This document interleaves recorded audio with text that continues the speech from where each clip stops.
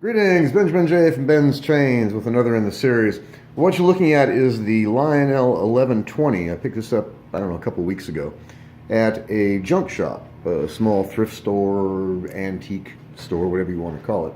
Anyway, I picked it up for 20 bucks and it's been sitting around. I ran it, got it running, but haven't really put any time into it. So today I took the razor blade to the push rods and got all the rust off the push rods and did some basic cleanup on it. And it's actually running really, really well. And it doesn't have a headlight. And I was going to put a headlight in it, and I did some research on it. The 1120 did not come with a headlight. Even so, when I had it apart, there is a headlight socket. So I went out and got a bayonet bulb, put a bulb in it, and it didn't light. So obviously it is not wired. But even so, I may put a headlight in it, not really sure. But in any case, I just wanted to do a quick follow-up on this old engine. 20 bucks, it's not pristine, it's not perfect, it never will be. But the nice thing about it, of course, is the fact that it's running, and it was 20 bucks. No shipping charges, really hard to beat that. Anyway, let me turn the power on. I've got, this is the only real Lionel train I have. And I've got 6 of the 13-inch passenger cars. Still using a Mark's Tender for right now. So I just wanted to do a quick video running this around. This is running really, really well. Surprisingly well, in fact. It is reminiscent of a 999, as you see.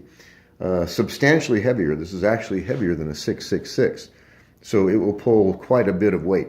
Anyway, I'm going to run this pulling 6 of the 13-inch Lionel passenger cars.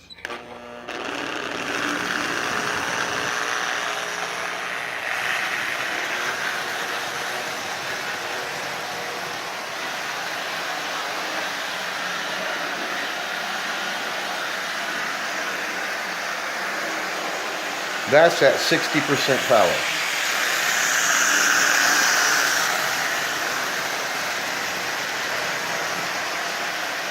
So as you see, it runs really, really well. It has a lot of pulling power. It is really heavy. And like I said, I may put a headlight in it. Just don't know if I want to go to all the work of pulling it apart again to wire that headlight socket. But it runs well. It looks nice. I got all the rust off the push rods. It's been lubed and tuned. And you can't ask it to run any better than it does. It runs really, really well. And it also has a forward and reverse switch, and it also reverses, so it's running absolutely perfectly. Everything works as it should.